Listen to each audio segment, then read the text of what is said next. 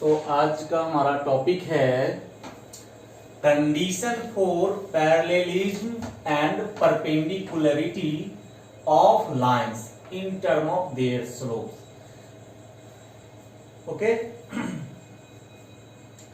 Late L1 and L2 are two non vertical lines. Non vertical lines इसलिए लेते हैं क्योंकि वर्टिकल लाइन की स्लोप निकाली ही नहीं जाती है, अनडिफाइंड होती है।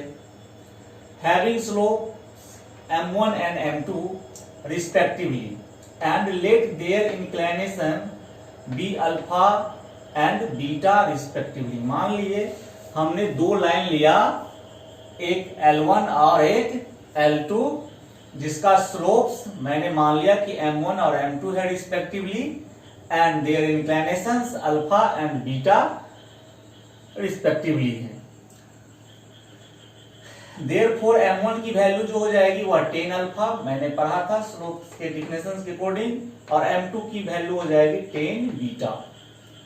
अब हमारे पास दो चीजें यहाँ पर पैरेलल कंडीशन भी दिखाना है। अगर स्लोप मालूम हो तो दो लाइन अगर पैरेलल है तो क्या कंडीशन बनेगा, और परपेंडिकुलर है तो क्या कंडीशन बनेगा। तो पहला कंडीशन ले लेते हैं, if L1 parallel to L2। अगर L1 और L2 दोनों आपस में पैरेलल है तो एज ए ट्रांसवर्सल कार्य करेगा एक्स एक्सिस, तो ये कोरस्पोंडिंग एंगल के कारण अल्फा एंड बीटा इक्वल होगा। इंप्लाइज अगर दोनों साइड में 10 लगा दूंगा तो 10 अल्फा इक्वल टू 10 बीटा हो जाएगा। 10 अल्फा को मैंने यहां पढ़ा है M1 और 10 बीटा को पढ़ा है मैंने M2, तो ये M1 इक्वल टू M2 हो गया। That is their slopes are equal। अगर दो लाइन अगर पैरेलल है तो दोनों के स्लोप्स आपस में इक्वल होते हैं। कन्वर्सली अगर स्लोप्स इक्वल है, अगर M1 इक्वल टू M2 है तो इसके बदले में हम लोग 10 अल्फा, इसके बदले में हम लोग 10 बीटा लिख सकते हैं। अब हमारा जो इंक्लिनेशन होती है वो 0 से 180 के बीच में ही होती है। अगर उसमें 10 अल्फा और 10 बीटा अगर इक्वल है तो इट इज मस्ट है कि अल्फा इक्वल टू बीटा ही होगा। Okay, therefore L1 parallel to L2 होगा, क्योंकि 0 टू पाई में कभी भी हमारा 10 चेंजिंग नहीं होती है, ये इसका पीरियड है 0 टू पाई। ओके, तो अल्फा इक्वल टू बीटा हो गया, L1 इक्वल टू L2 हो गया। Hence two non-vertical lines L1 and L2 are parallel if their slopes are equal। बस ये ध्यान रखना है।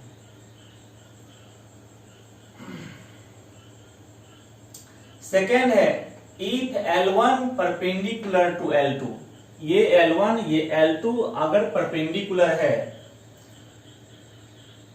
देन यहां पर हम देखेंगे अगर ये L1 परपेंडिकुलर है L2 पे तो यहां 90 बन रही है, तो इसका जस्ट वर्टिकल अपोजिट यहां भी 90 बनेगा। तो एक ट्रायंगल हमको यहां दिख रही है, इसमें ये बीटा एक्सटीरियर एंगल कहलाएगा।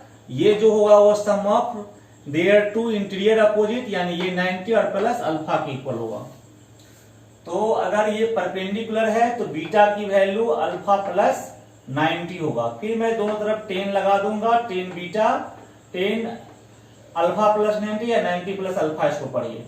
10 बीटा इधर 10 90 प्लस अल्फा होती है माइनस कोट अल्फा, तो 10 बीटा इसको हम लिखेंगे 1/10 अल्फा, क्रॉस गुना कर देंगे 10 अल्फा 10 बीटा इक्वल टू -1,